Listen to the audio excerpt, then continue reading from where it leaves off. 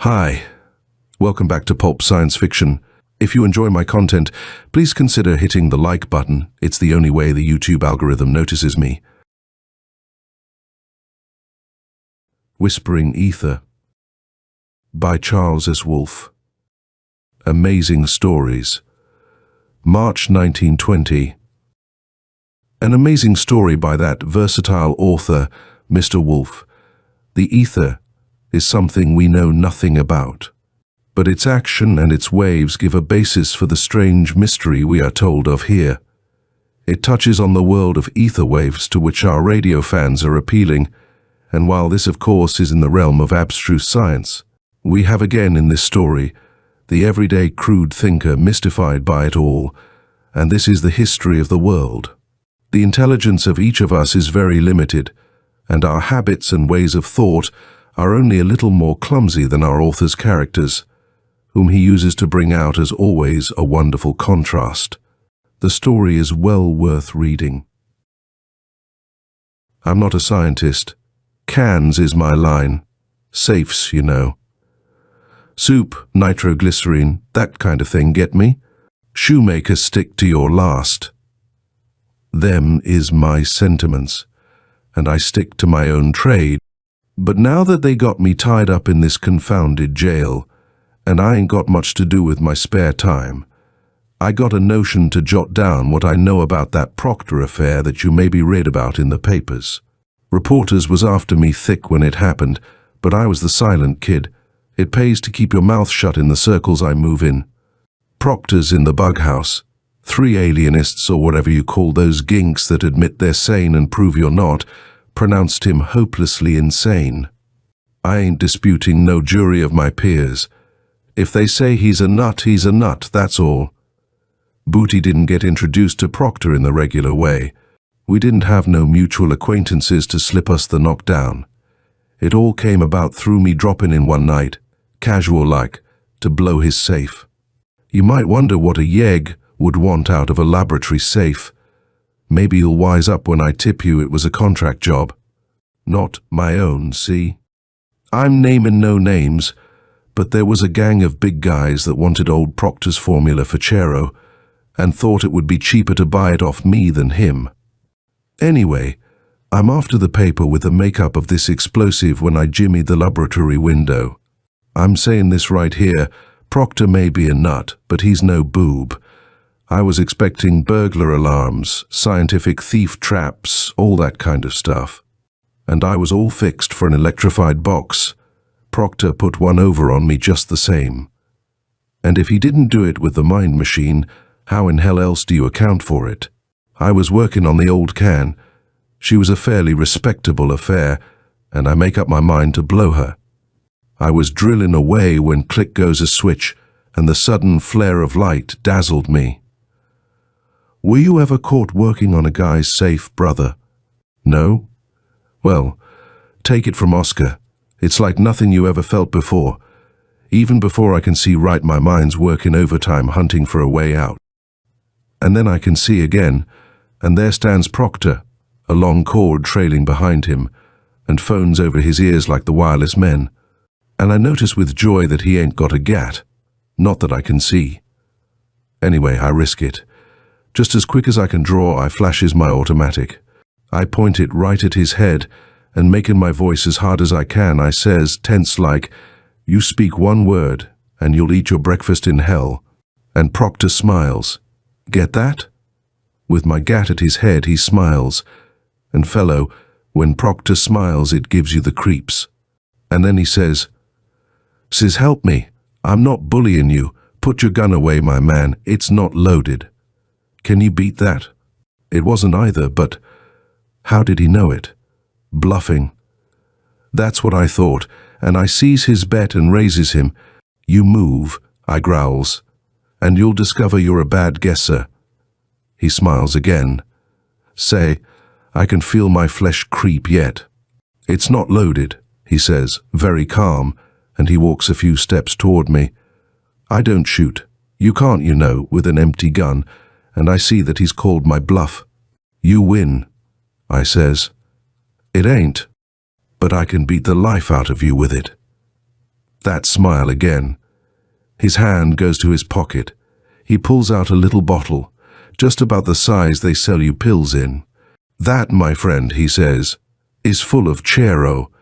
If I just toss it at your feet, you'll never attempt to steal a formula again on this planet. Does he win? He owns the building. Call the officer, and I chucks the gun on the floor. I'll go quietly. Sensible, he remarks. Very sensible. You possess judgment, even if you do lack courage. Who sent you here? Call in the bulls, I growls. I'm not squealing. He takes no notice. I know who sent you. I knew you were coming. Look here, I blurts. If that gang framed me, I'll talk. They sent for me. I didn't go to them. No one informed me, if that's what you mean, he says coldly. It is not necessary for anyone to inform me of anything. The world is an open book to me. That's just what he told that gang of sawbones afterwards, and they said he was loony. But if they had seen him as I seen him, he was talking again. My man, I wriggled when he spoke, the men for whom you work are imbeciles. I have named my price for chero, and they don't want to pay it. They believe they can wrest it from me by force or trickery. You are their first emissary, and it is my wish that you be their last. I am going to convince them that it is useless to attempt anything of the kind with me. I am not going to turn you over to the police. I am going to show you something, and then I am going to send you back to your masters to tell them what you have seen. After that, he smiled, I don't think I shall be troubled by them. Come. He stalked into the next room, me at his heels. There wasn't much in that room, just a table covered with apparatus. I have seen a wireless set. It looked something like that, only, well, there was something different about it. He pointed to it. Oh, I can see him yet, with his flashing eyes and his big dome. There, says he, is the mind machine. And you, a criminal, are the first man to see it except its creator. I'm getting on my feet again, and not so scared, and so I gazes at it curious. What is it, Doc? I asks. It reads your thoughts, he says, just as solemn as an owl. That's right, laugh, I don't blame you. I grinned myself.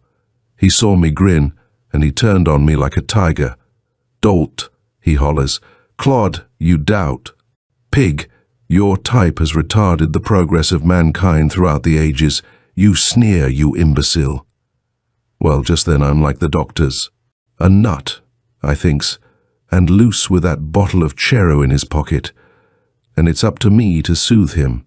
How does it work? I asks, to gain time. When you're in a room with a nut that's nursing a bottle of HE, your one thought is to go away from there. And this particular nut don't want me to. But I have hopes. By dumb luck I hits the right chord. How does it work? Gets results. Right away, he seems to forget he's mad. He seems to forget I'm a yegg. He gets kind of dreamy, and he runs a caressing hand over the shiny brass of the nearest instrument. Simple, he says, very simple. It is based on the electromagnetic wave and the conducting ether theories. It's over my head, but I listen. Have you ever considered just what happens when you think intensely? By an effort of what you call the will, you concentrate on what you are thinking. Emotion, too, plays its part. You are intensely angry, intensely worried, intensely interested. This concentrating acts physically on the brain. There is a call on the heart for more blood, and the heart responds, sending a thicker, faster stream to the affected locality. Now what happens? He turns to me like my teacher used to do in school when there was a question to be answered. Search me, I murmurs. But he doesn't even see me, I guess. The increased stream, rushing at an unusual rate, rubs against the walls of the veins and arteries of the head, producing friction. I see, I says politely. But I don't. This friction is the physical result of the mental action. Your purely mental process has, by the membership of the rushing blood and its attending friction, been transformed into, or has produced, a physical manifestation. His voice sank to a whisper. It is this fact that makes my great invention possible. The friction set up produces faint currents of electricity. It is nature's own generator. The currents are faint, weak, but they are there. And they vary in intensity and proportion as the rushing bloodstream surges and ebbs. Thus they have imprinted on them all the characteristics of the thought that gives rise to them. They vary in the individual. Some minds can generate a current 100, yes, 1,000, times greater than others, but all minds generate to some extent. And these electrical impulses are thrown out into space in wave trains, exactly as the radio telegraph throws them out. This accounts for the phenomena of mental telepathy. If conditions are just right, the receiving mind in perfect tune with the transmitting mind, and sensitive enough to interpret the received impulses, you have accomplished telepathy. All that remained for me to do was to measure the intensity and characteristics of the generated current, its frequency, and it is high, and— He paused and fixed me with that fishy stare. I didn't know just what to say, so I took a Brody. And what, Doc? Slip it to me quick. And the length of the emitted wave. He comes back at me triumphantly. It might be 1/1,000,000th of a meter, or it might be 1,000,000 meters. Or it might be any length between those extremes, or beyond them for that matter. I succeeded in making these measurements. He laughed. Or rather, he laughed and snarled all at once. I'm telling you straight, fella, your hair stands on end when Proctor laughs like that. I fancy some of your radio experts would gape if they were permitted to see my wave meter. I believe it would cause some excitement in the laboratories of Lodge or Marconi. I, Proctor, I measured these waves, which, of course, means that I found a detector for them. Our friend DeForest thinks that he has a monopoly on ultra-sensitive detectors. Proctor's detector is to the Audion what a stopwatch is to a wheelbarrow, and the frequency. It is beyond the limits of audibility, as that term is understood. I wound phones that will render the received signals audible, and the task was done. Most of that stuff had gone over, but like a lightning flash the big idea burst through my shrapnel-proof cranium. I fairly stuttered as I got his drift. I'll bet my eyes popped as I gaped at that machine. Good God, I spluttered. Do you mean that that thing can hear you think? Proctor smiled the nearest to a human smile that I ever saw on his mug. You have glimmerings of intelligence, he said in a gratified way. I mean just that. And then he went off his handle again. And I mean, he roared, that you are to go back to the scum that sent you and tell them that it is useless for them to plot against me, for I can hear their very thoughts as they think them. I can read their miserable souls. That's how I knew you were coming here tonight. That's how I knew that your lethal weapon contained no charge. And he seized me and shook me until my heels nearly broke my neck. And that's how I know, you swine, that even now you don't know whether to believe me or not. He released me and tore the telephone things from off his ears. Here, he bellowed, clamping them over my ears. Here, listen and be convinced. He wheeled to the table and whirled knobs and dials. A continuous humming and buzzing sounded in the phones, and then it happened. Listen to me close. I know they labeled Proctor squirrel food for telling them less than this, but this was July of 1914. Get that? Suddenly, something like a voice, no, not like a voice either, like a voice inside my own head, if you can get me, said masterfully with a strong German accent. Serbia will, because she dare not submit. France must, because she will see my hand behind it. England must, as a last desperate effort to save herself. But my armies will grind them like grain in the mill. And then, Proctor tore the phones from me. I was like a stuffed doll, and I never raised a mitt. He grabbed me, and it was just like being caught in the jaws of a vice. You have heard, he thundered. Now go.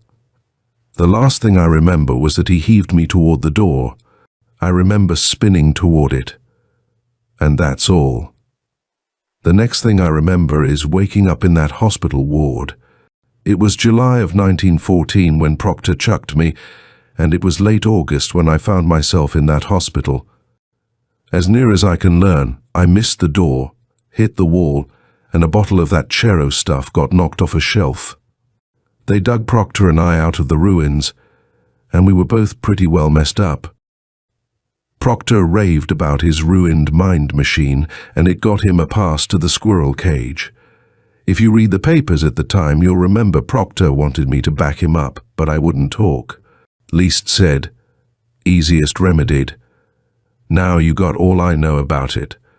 I spilled it once to Gentleman Joe, a high-browed crook, who soaked up all they pass you at Harvard when he was young. Joe said maybe Proctor fooled me with a camouflaged phonograph.